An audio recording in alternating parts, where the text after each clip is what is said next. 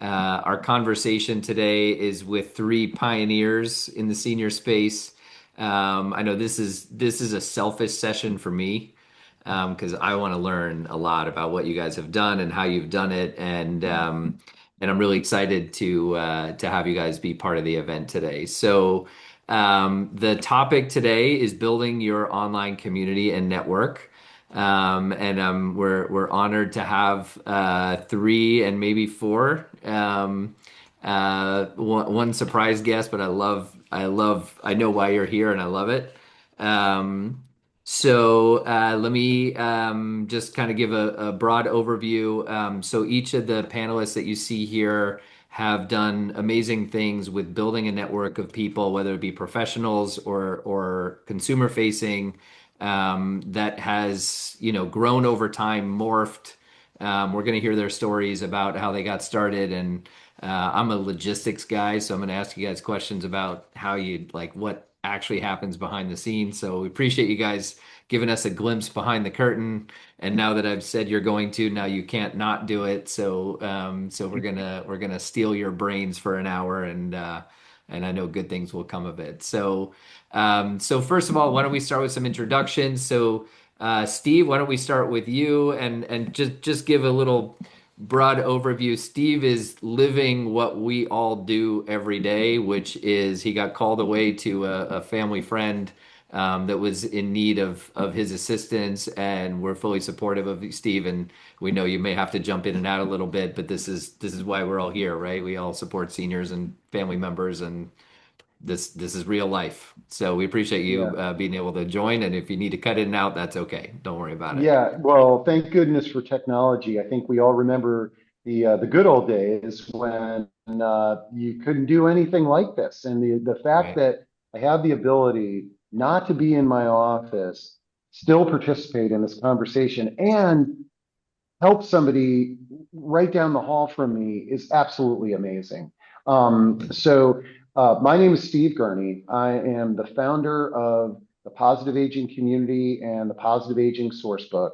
And how I got into this field was when I was in college, my grandfather needed a nursing home. And I saw what my family had to go through to make in that challenging life chapter. And then I graduated from college and I didn't have the greatest job in the world.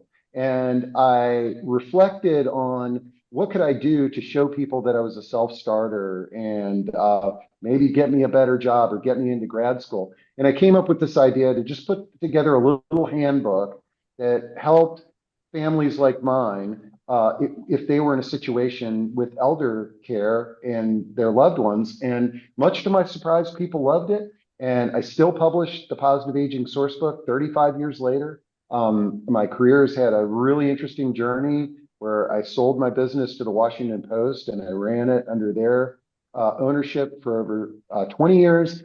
I bought the business back and now I've merged recently with the Beacon newspapers, the leading older adult newspaper here in the Mid-Atlantic, and we're on for a big adventure. But that's a brief overview of who I am and what I do, and I'm eager to share how I have sort of repositioned some of the things that we're doing towards building and maintaining a community. Awesome. Well, we appreciate you spending the time to be with us, especially considering what you're navigating down the hall. So thank you. Julie, let's turn to you next. So introduce yourself to the group and tell us about your community that you built.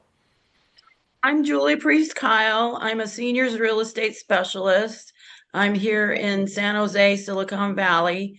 I've been doing real estate since 2012. It's my third industry skill.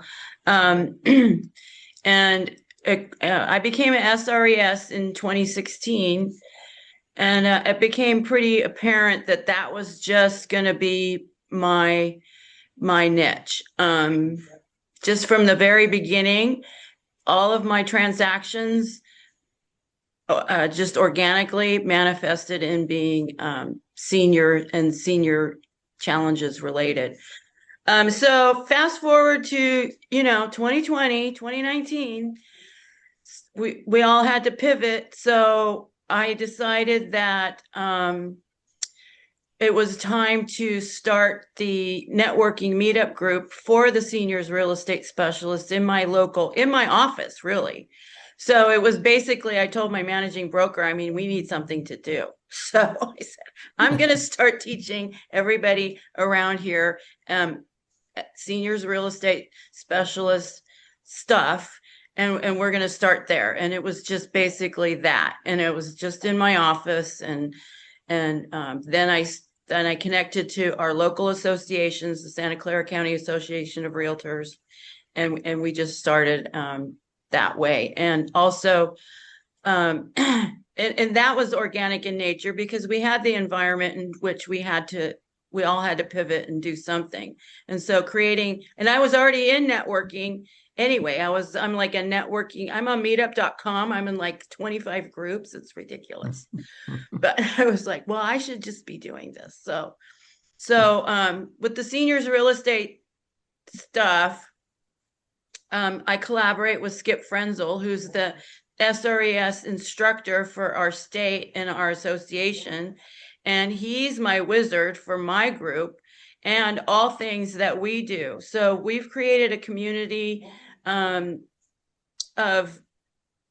real estate agents and affiliates, all of us, because this is all teamwork in the senior serving business, right?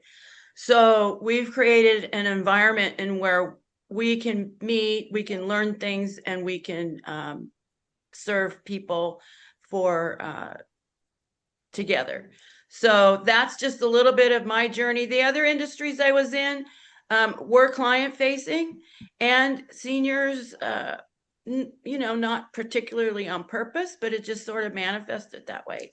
So that's how we got to here.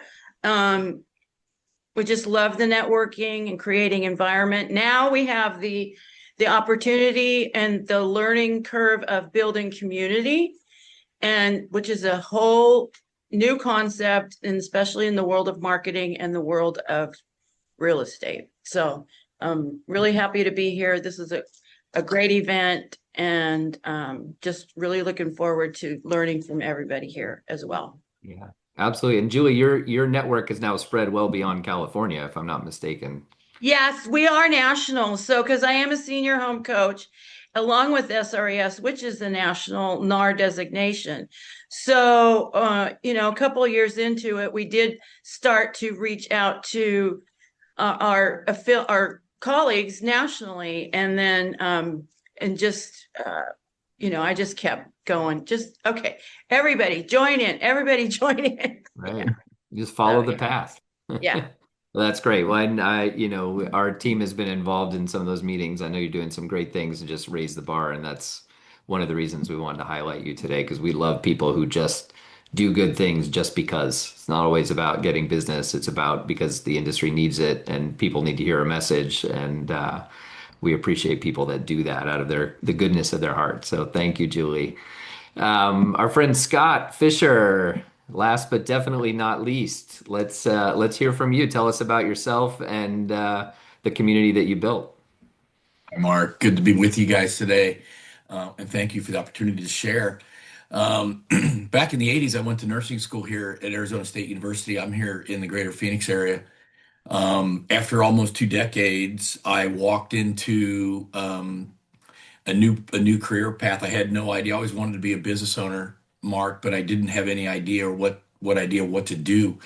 There was a new industry emerging, and we call that now kind of the senior placement and referral industry, or agents. But back in 2002, 2003, there was maybe a couple of dozen of us around Phoenix. And so I saw an opportunity to enter into a space where I could use my clinical skills and give family help and guidance. And I really didn't think much more about it. And so I started the company Options for Senior Living in 2003, and we still operate as a placement agency here in Phoenix. We're in year 24. When you start something, you never know where it's going. I certainly didn't see what I'm doing now, what I was dealing with back in 2003. And we are really expanding our reach now to much more of an all-encompassing aging in place concept, and trying to help people long before the crisis and things like that. The story takes a little turn back in about 2009, 2010, where there was an outcry in our community from our local area agency on aging and some advocacy groups that were meeting regularly about these what do you want to call, they were calling us bounty hunters and body brokers and all kinds of things. And the concept of placement was really unexplained. It was really unknown. It wasn't received well. As local advisors, we were lumped in with some of the online lead generating giants of the whole. So it was just this big mess. And one of the ombudsmen wagged her finger at me and one of my colleagues and said, "Somebody needs to do something about you damn placement people," because they just couldn't stand us. We formed a group in Phoenix called the Professional Association of Senior Referral Specialists, PASSers, and we began to establish best practices and a code of ethics in response to all the complaints about these specific things that people were complaining about with us. I was served as the president of that for 8 years, and we built a big group. It was 4 of us when we started. We had over 200 members in Phoenix, started running conferences, all these kinds of things. 2017, there was an outcry kind of nationally to groups from various parts of the country thought it was a good time for a national association to develop. So I was kind of the honk for the best practices that we wrote. I wrote most of those, and I wanted to have a influence and a say of what was going to be done nationally, since we had done so much work in Phoenix. So I joined the National Placement and Referral Alliance on the original board of directors.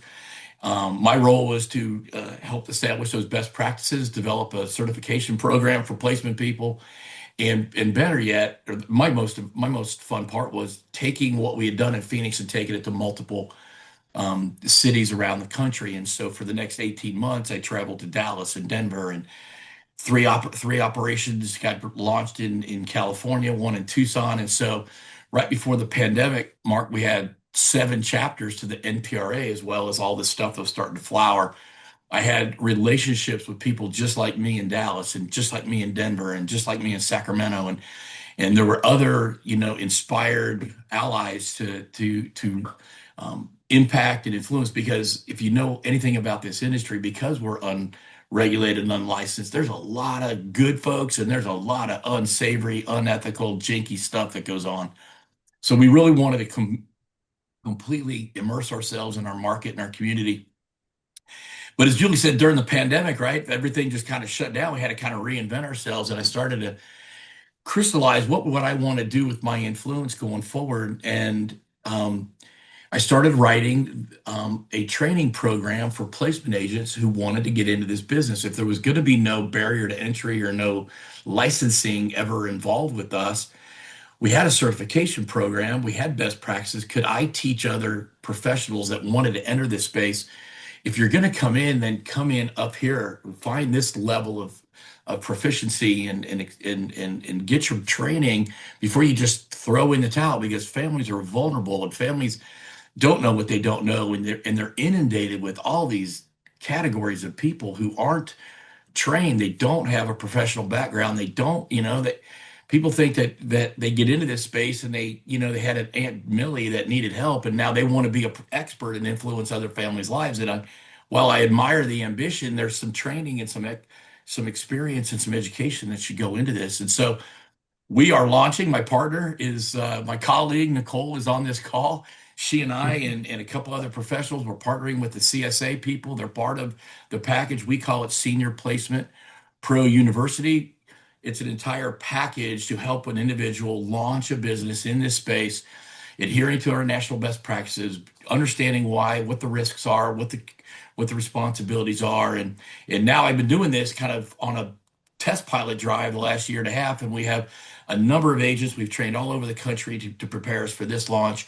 And so I've got this network of agents that I was professionally involved in building, and now this network of people that we've trained and raised up, and we have monthly shop talk meetings and get people back together. So I'm about using my influence to improve and protect and all of that. So sorry I went on a little long, but it's a long story. I've been at this a long time now. So That's I okay. just have to tell the whole thing. So anyways, thanks for I the get time it. on that. Yeah. Yeah, no, I appreciate the passion. That's why we're all here. Nicole, do you have anything you wanted to add to that before we? Nope, I'm just here as support. Okay. All right. Well, I got to say, Nicole has also helped me build my network as well. So, so Nicole serves lots of purposes on this call and many, many Yeah. others. But it sounds like if I'm hearing the common thread for all three of you, Scott, Julie, and Steve, um, this happened sort of by accident, right? It wasn't like you set out to do something. I mean, it obviously you had intention with things as you were building, but the initial spark was really more not on purpose, let's just say. Is that a fair assessment? And then you kind of followed the path where it took you, and grew it and grew it and grew it, and then it's turned into what it is Yeah. today. Could you have imagined when you started that it would be what it is now? No. Julie, you want to share some? Yeah. Well, so what just came to mind was I was thinking that we've just been doing what we do, and then the environment, the market came to us because of its enormity. And so, and I'm in that demographic, my own self. So, and I still have parents. I mean, the boomers, the demographic, it's just enormous. And in the last 10 years, it has become this industrial demographic that's behemoth. And we are the ones that we've already been doing. So now this whole market is coming to us, and it's such a need. There's such a need. We can't even, it's like a tsunami. Well, they're even using that word, right? Overusing it maybe. Yeah. but but that's where, I mean, we've just been doing what we do and serving people, and now this whole economy has just come to meet us. And so, we meet people where they are. I always have, in any of my client interactions in any industry, you just meet people where they are and serve them for what they need at the moment. Yeah. And And then those things that's attract other also, people. yeah. And also the networking thing. So this whole networking thing was born out of, I got to do something for my agents, the agents that I work with, in my circle, and expand, obviously, to share the message of what is happening, what is going on, what's seniors real estate, what is going on with that demographic.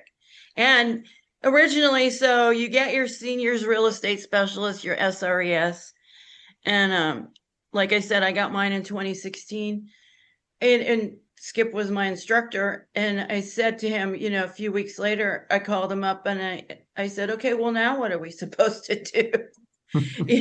What do we do with this? How do we build a business out of it? And how do we build a business focused on this demographic that we just learned about, serving in the capacity in which we serve? So mine is real estate, at the time, is currently. So, and then when we did have the 2020, things had to change a bit. I was called to just start teaching agents, because I'm in the market of working with people, and the agents on the other side, or any affiliates that that I had to interact with, especially on a specific transaction. I spent a lot of time teaching them. So I just created the meetup group, because I'm a meetup junkie, and started teaching. So Yeah. yeah. And I think all of you, only because I've gotten familiar with all of the networks that you guys have built, you guys all do a regular weekly, monthly, whatever meetup where you bring people together and create that community. Is that correct? Yeah. Yeah, when we started the pastors group locally, Mark, we had monthly chapter meetings and all of that. So we met in person for all that for a number of years. But now with the training program and my students are all over the country, we do shop talk monthly, bring everybody back. We bring new content. We introduce them to you and other professionals that can they can ally with in their market to help serve their families that they're working with. My mentor a long time ago told me that you can't steer a parked car, and I thought that. And Greg was famous for his Kansas wisdom. Um, I had no idea what was coming, right? All I did was say yes, and I said yes to the next thing, and I said yes to the next thing, and you see a need and you fill it, and you're motivated by leaving the world a little better than you found it, and you just keep so all these things just the business was largely 18, 20 years ago responding to the healthcare system needs of the healthcare system going, we got to get these people out of the hospital and get them placed. And so we helped them with all of that. But the need is so much bigger, as Julie was saying. In Phoenix, we have 160,000 people already 80 years old. We have 1 million people in that are already 65. 1 in 4 individuals, I'm sorry, every person with dementia has 4 unpaid caregivers. So you've got this massive swell of caregivers that are feeling stressed and burned out, and the burden is rising. Our fire department in Greater Phoenix last year, Greater Phoenix, all the cities around us, 80,000 times the trucks rolled last year to pick people up off the ground. 80,000 times. And so now the as you said, Julie, the issue is so much bigger than just helping the social worker at the hospital place somebody. We can do that, but I'm much more invested in how do we solve the problems? How do we address the overutilization of our emergency medical system? It's a far different question. How do we train people to care for people at home safely to reduce unsafe occurrences that are happening all day, every day? And so the work has just begun. We got to train more good people to help people, and yeah, it's so there's no shortage of stuff to do. Yeah, that's for sure. Steve, do you have anything you'd like to add on that? Okay, this is harder than I thought. So, can you ask me the question and let me respond? I apologize. Yeah, well, we're just talking about, building the network that it was not necessarily always intentional. Like the initial spark was more seeing a need Uh, than, no, I love than having a talking. business purpose Yeah, to it. Yeah. yep. So I love talking about this because me being in this community space was something that I was trying to do intentionally, but it actually happened to me accidentally. And one of the things that I reflect on, and this is like for the people that are listening, it's every person that's in business, whether they're a nonprofit, a government agency, or a for-profit, you actually have a community. It's already there. Okay, you're just calling it something different. And in the publishing industry, what we called it is the readers or the audience of our content and our advertisers. Okay, so let me share with you, at least in my business, how I kind of transformed this traditional media business, a mindset from a business to a community. So let's think about it. What we used to do when and we're still doing it right now is that we print these newspapers and magazines and we distribute it to hundreds of thousands of people, and they open these things up and they read articles and they close it, and if we're lucky they call an advertiser or two when they're doing that. And what I really discovered, primarily by sort of really jumping with both feet into online discussions like this one, is that, okay, it's great to be an authority and it's great to share my content and my knowledge with people, but you know what's even better? Is connecting my readers together. Because they all share one thing in common. They opened up the publication and it's got information that they need. when I connect them together, that's when the magic really happens, because they start solving problems on their own much better than I ever could. And this is the thing that blows my mind, and the thing that I've really actually changed the way I like to give presentations and things like that, is that it's sort of like I'll go into a discussion and I think I know what these people need to know. But once I shut up and let them start talking to each other or asking questions or engaging or sharing their insights, that's when I really learn what they want to know. And a lot of times their solutions are two readers talking to each other, not the almighty content delivery guy telling them what to do. So that was kind of a mind-blowing change for me. And now when I talk to everybody, I sort of share the same thing. It's sort of like, if you're like, think about it. If you're a dry cleaner, okay, all of your customers live in the same geographic community and they all trust you as a dry cleaner.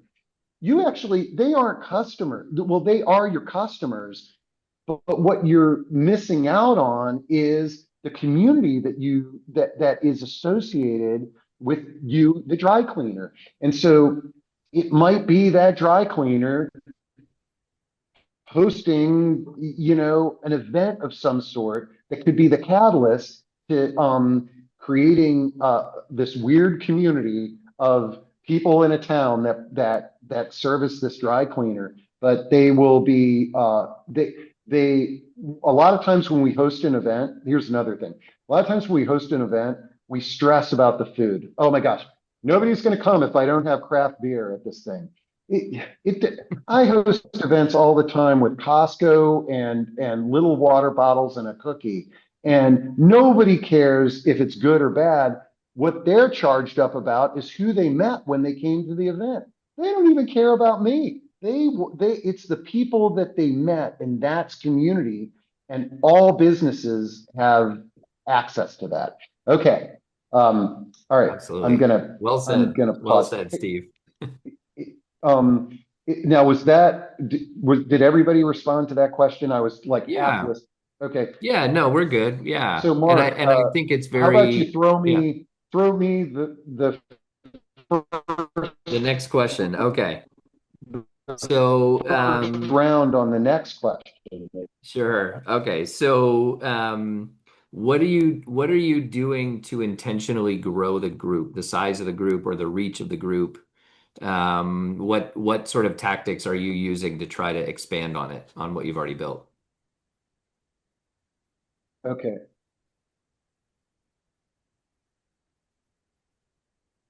All right. So I like this one. In general, I subscribe to equality. And let me explain what I mean by that. So let's say that my community, I've got 100 people in it. And I'm like, I got to grow this thing. Well, that's growing it is actually really easy. And you're like, what? And it's like, all I got to do is find 100 people exactly like the people that are in my group. Okay. And this is where I think a lot of us as marketers, we begin to lose sight.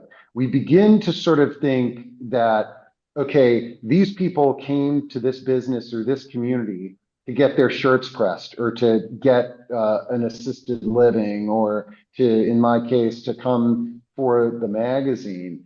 And on some cases, that's true, but these folks have tentacles that are all over the place. And so my thing is to grow a community, it's to really get to know the current members, those 100 people that I have, really get to know them.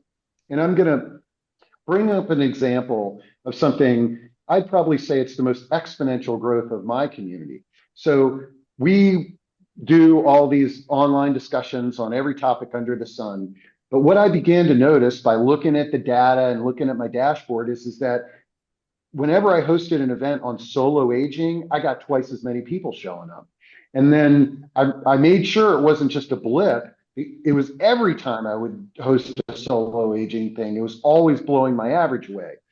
So then I said, hey, let's have a little solo aging roundtable. Again, got a huge turnout, but instead of me talking to these people, I basically said, you guys are on you guys are the speakers. What do you want to talk about? What are the challenges? And that moved to me starting a solo aging club, still part of the same community, but addressing the specific needs of these people that identified as solo agers in my big ecosystem. And to that end, it was exponential growth. It didn't have a solo aging club, and it popped up, hundreds of people, and then it continues to grow. So, gosh, I totally forgot the original question, but I think I answered it, No, I'm eager to keep the dialogue going. yeah, it's about, how do you grow it? And I think what you got at, and this is something that we talk about a lot, is that data speaks, right? Within our team, behind the curtains, you got to listen to the data. And so if you see a trend, it's not there by accident, especially if it happens over and over again. For Yeah, us, it's like different types of referrals team tend to stick better than others and blah, blah, like that's the kind of things that we watch for. But you have to listen and when the then data speaks to yeah, you. yeah. And then let me kind of dive down a little rabbit hole on this one that may trigger some ideas is that, like, let's say that I'm running a more traditional business and I've got these 100 customers. The other things that I'm looking for are groups that they belong to, hobbies that they have, like that might not even be related at all to what I'm offering as a business.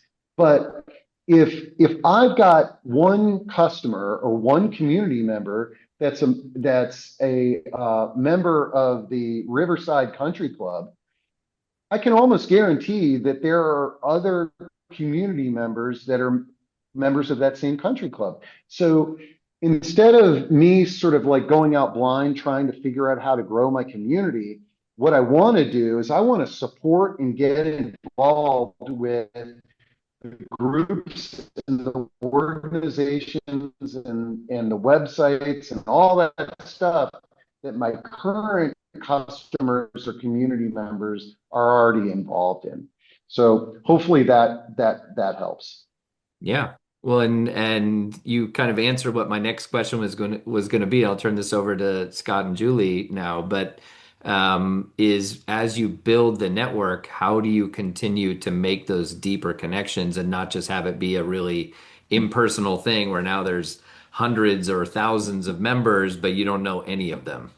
Mhm. Yeah, Scott, Julie, you go want to ahead. start? Julie, go ahead. So our networking meetup group, we meet every Tuesday. So, and when I started this, it was based on accountability, action, and such. And so I made it once a week on Tuesdays, and it grew from there. So now, fast forward to now, what I try to do, especially to keep my local participants engaged. We're always coming up with something to do because we're always marketing our business, our real estate businesses. Marketing is a huge thing, and marketing events now. So the real estate industry and the way it's been done for marketing in the real estate industry is with the seniors real estate market is completely opposite of all the other real estate industry. And so we have been, so I've been teaching my agents, the difference between the marketing that they're used to and the marketing that we have to do. And meeting once a week is part of that. So the point is though, it's a completely different environment and we're basically belly to belly. So what I try to create are opportunities, ideas, options, and participation of the people in my group for events, basically events. I did a senior living community showcase last fall in our local community center, and we're getting ready to do an ADU builder event, client facing. And so I bring in every single week my crazy ideas. What is Julie doing now? And I'm like, well, if I have to do it, you have to do it too, or I would love you to participate with me. Collaboration it's with the capital C.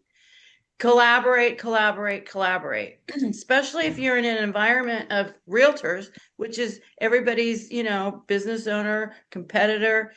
I tossed all that out in the window. I said, we're all collaborators. And if I have to do it, you have to do it too. I don't really want to do this all by myself. Right. So, And when you raise the bar, it makes other people want to meet you there, right? well, I hope so. And that's my intent. That's always what's in my head, and what we have in our head is not necessarily what's in the head of the person that you're talking to. Of course. But, Of you know, course. we still do it anyway. Well, And and that's how, I get participation and collaboration. yeah, I think the mindset that you're coming at it from is probably one of the reasons why, because it's not a selfish, commission-based mission that you have. And I think people can smell that out from a million miles away when that's the case, when it's not that way. So commend you for that. And Scott, let's get your thoughts as well. How do you build Well, those individual yeah, connections with people? yeah. Sorry, Mark. We're launching a new business here, but why are we launching it? I mean, it goes back to my personal mission. I didn't when we started the pastors group in 2010. I didn't know that in 2025, a group of people I met and got connected to in Texas were going to be introducing and forging new legislative efforts to create safety guards for families and stuff in the state of Texas. Like, you know what I mean? I didn't do it, but I had, somebody got the ball rolling and talked to it and thrust. I don't know where all this is going to go in 10 or 15 years. My kids now work for us, and I'm helping prepare a business for my second generation. I think because of this swell of people, this massive number of people that need help from our community, there's not enough assisted. We're not just going to put all the senior folks in senior living and go, okay, we'll take good care of them. It's not going to happen that way. We are struggling to care for our community. We're struggling to care for the people who are aging right out from underneath us, and the fire departments in the communities are feeling the pressure of that. So I'm motivated to is essentially a continuation of my mission was to train professionals at a different level, to be able to care for these folks, right? They're never going to be clinicians, but we can help them be better. I can also help discern and find people with the right heart, and people that want to be good humans to other people that need to meet good humans and not just transactional people. My business is paid for largely by the senior living folks. The senior living communities pay us a commission or referral fee, and there's a lot of people that have a bias about commissioned sales folks or commissioned professionals. Sometimes you would think that maybe our heart isn't in it, and we've been accused, rightfully so, of being too transactional in nature and not outcome driven. And so, as I'm attracting new professionals to consider investing in a business of their own, that they can make a significant impact in their market and their community for the families that are in their sphere of influence. I want to attract the right people by establishing that this is the people that I'm looking for. If you're just looking to get deals done and transactions, then there are other training programs out there, right? Go do it. But you're going to get you're going to get to feel my energy and my mission and my passion and be caught up in the bigger thing, so that these ripple effects that I've been working on for years, now decades, will still have, I can't predict where the influence is going to come now that we're teaching my two daughters how to do this and how to make a difference with families. So we have a marketing team. Nicole's helping us get that message out. She's creating the marketing campaign for the business as well as part of the offering. We have a referral program where people send people to us, and of course, if they're interested, we'll certainly have a relationship going forward so that we can, you know, give people credit and referral bonus for sending folks our way. That's just real straight up. But I'm not going to train everybody. It's going to be the right person and the right people that are going to take on this endeavor. And there's a lot of folks who would like to own their own business, and because it's such a big target, there's folks all day long buying franchises and looking, trying to get into these unregulated spaces, senior move management and downsizing and placement and home care. Placement's one that I know really, really well, and I know a lot of folks need trusted guides to get them through it. Yeah, Nicole, I'm sure this is an area where you have a lot of I know you have a lot of insight. But I'd love to hear your thoughts too. Yeah, so one, I have been trying to be quiet because I could talk about this for hours, and just like absorb and learn. And yeah, there's so much similarity, I think, among so many different industries. From, Mark working with you in the mortgage industry, and now my insight into the placement business, and then my own experience with the perinatal and, postpartum space. I think the golden thread through it all is really, and I think everyone else mentioned it too, is it's people. It's other humans that the value add, and it's the humans with the right mission and the right intentions and the right connections, and not just speaking at them, but having conversations with them and growing in a way that benefits not just yourself or your business, but the entire collective or the entire community, right? And again, different industries, but the same golden thread of using professional network to then support the client outcomes or those end user outcomes. That is so important. So when your mission is correct and the relationship building is in the forefront, and when you're coming at it from an educational or an informational level and not a sales and promotional level, it's organically going to come through, and you're going to build that network whether you want to or not. Quite frankly, if you're you're creating the spaces for those conversations and connections to happen, like Julie had mentioned, and you're providing it in a really compassionate and like with full integrity, like Scott mentioned, that exponential growth. I think Steve was using the dry cleaner analogy. It doesn't matter if you're a dry cleaner or a senior placement professional or real estate agent or mortgage professional, it's going to come through. So I think that's really the important message to take away. We're all humans in the most basic level, and we need that human connection. And we want to, some people don't go about it too nicely, but I think we do all want to see a change, and we want to drive impact and, and support more than just ourselves. So. Right. Nicole, can I just tack keg onto that too? That was beautiful. The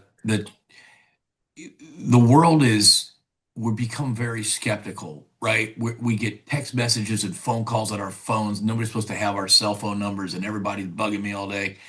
We're wondering if every email I get is a scam or if it's real or not. So here you go, you got, a family who's in crisis, or adult kids who are watching things change with their mom, Mark, and they don't know where to turn, and they don't know what's trustworthy or not. And there's not really a category for a lot of the professions or the industries. Julie, SRES is one thing. You're elevating that brand by doing what you're doing. There's a lot of people that just think the placement folks are terrible. I'm trying to do something about raising that. Home care associations and the same kind of thing, because and so if we can impact by earning the trust of people who are being jacked around by the world right now, these are really vulnerable. I'm living it. My father-in-law, he may have a week or a month. I don't know, but I lost my dad last year. So this stuff is legit, and the burden of care and the quality of life of the people we love, we've got to help them impact those in a positive way. Yeah, and I think, let's be honest, all three of us are probably in industries where trust can be an issue, right? Oh, for People don't sure. might not trust placement advisors, real estate agents, mortgage people. We're all, this is the scum of the earth session, or it could have been, but it's not, right? It's So not. we're all very committed to raising the bar within our industry, not because we're paid to do so, but because we feel called to do it. Yeah. And I mean, we're basically talking about, in a nutshell, this event, right? Yeah. This is exactly what Exactly. we're doing right now, is Mhm. building a community. Yeah. Many people we knew already, many people we got to know because of the event. Hopefully many people will get to know after the event that we didn't know before. But I Mhm. think for me, it comes down to just creating the platform for people to connect. You don't have to be the speaker. You don't have to be the expert on everything. Most people won't create that platform to make those connections that we know people want to make for various reasons. They have something in common, whether it be aging parents or questions about real estate or mortgages or insurance, whatever it is. It's just creating that platform for people to be able to make those connections Yeah. is really where the magic happens. We launched a group here this last year. It's an online group called the Aging Parent Tribe, and there's an originator of that in Denver, and she's created quite a group where there's 5,000 family caregivers all under one umbrella. We have about 800 in our group here in Phoenix, and we're growing that. So it's an online private group where caregivers can be safe from the pounding of the outside world and all the businesses, Mark. And I thought what Steve said earlier was really powerful, that we provide some questions and prompts and resources, of course, but when these families come inside this group and they go, my dad fell and broke a hip last night, he's going to get out of the hospital tomorrow, we got to find a skilled nursing facility, does anybody know a good one in Chandler? Like, they're looking for stuff. They need somebody to say, I can help you with that. There's nothing in it for me, but I'll just give you the guidance. Or, hey, I need a private caregiver in my home. I was thinking about hiring somebody, but should I get one of those agencies? It's more money, it's less money. What do I do? We can now give people real trusted guidance inside that group. And they often tell each other, like Steve was saying, that we don't have to speak sometimes. They're offering solutions. They're saying, well, for my dad, we got this fall alert thing or whatever, and they're now solving problems inside the group. It doesn't need the professionals all the time. Sometimes I think in my space, we work really hard at being an expert. We work really hard at it. And sometimes we should shut up and we should just listen better, and let people, like Steve said earlier, like inside that group. So we really fostered those conversations inside that Aging Parent Tribe that serves the greater Phoenix area. Yeah, that's great. Well, I want to get into some of the logistics, because I know people who are interested in doing this get bogged down by the logistical details. Oh, how do we even do this? I don't know how to do this. Do you think I knew how to find a conference software? No, I hired Nicole, and Nicole figured that out for me. Um, but I want to get into some of those details, like how much, I guess, Steve, if you're available, let's start with you if you're ready to chat. But I'd love to know how much of your time actually gets spent on building this network, working the network. And as Steve, if you can't chat now, we'll turn to Julie first. Julie, why don't we turn to you real quick? Yeah, 5, 4, 3, 2, 1. Okay. Poor Steve. Okay, He's doing so important work. yeah. Okay. What are we talking about The again? logistics. So how Yeah, much of your logistics. time is spent on organizing the group, all of the Yeah. administrative type of stuff? Oh, there you are. Steve, you go ahead because you're right there right now. I heard my name. But now you're choppy. Connection's a I little heard my choppy. name and I heard the question, organizing a group net problem. Yes. Yeah, Oh, the I'm choppy now. logistics and Here, let me see if administrative I side of can, forming the group. let me see. Okay, and here's what I love about building a community is that it's actually more efficient. Your time on one hand is way more efficient because uh, now I'm communicating with all these people that I used to communicate one-on-one at once. And instead of me calling them up, now they're coming to me. So on one hand, I'm saving time and I'm more efficient. Now, on the other hand, I got to kind of map out my agenda. I got to give them a reason to come and see me. And that's something that uh, that I haven't quantified exactly how many hours I kind of focus on stuff like that. But let me share with you the philosophy that I share with the ultra uber famous and oftentimes controversial, and I'm not one of his fanboys, but I do admire what he's created, and that's Joe Rogan. Okay, for those of you who don't know, there's this guy Joe Rogan that has one of the most successful podcasts out there. And essentially, what he's created is one of the most successful communities out there. Because if he says, "Hey, I'm going to be in Portland on a Sunday night," I bet you thousands of people would show up. They're listening to Joe on the stage, but the community is built in the conversations that they have afterwards. But Joe Rogan, he does this podcast where he talks for like sometimes 5 hours at a time, and he does it like 3 to 4 days a week.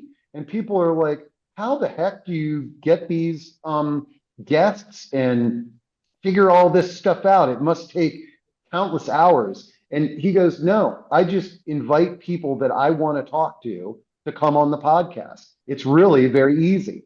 And you guys are just eavesdropping in.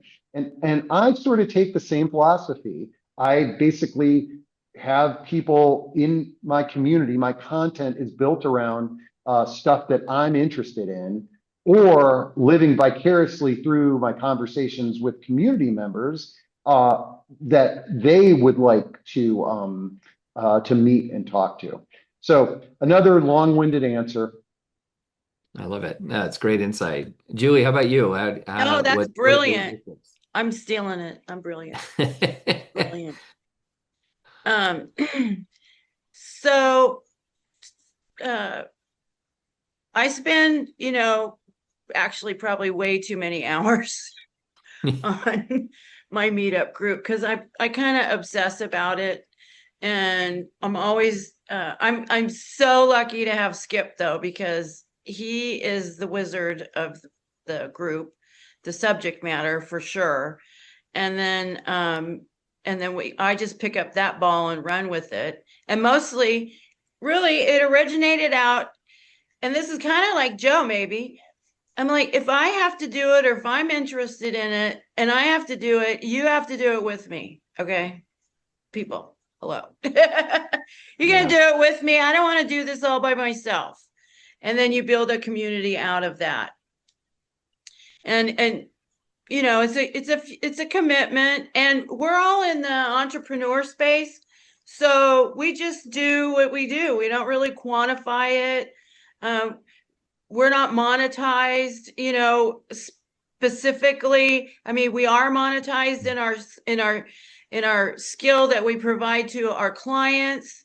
The rest of this stuff, we're just beginning to figure out how we can monetize it going forward, because these two whole concepts are starting to merge.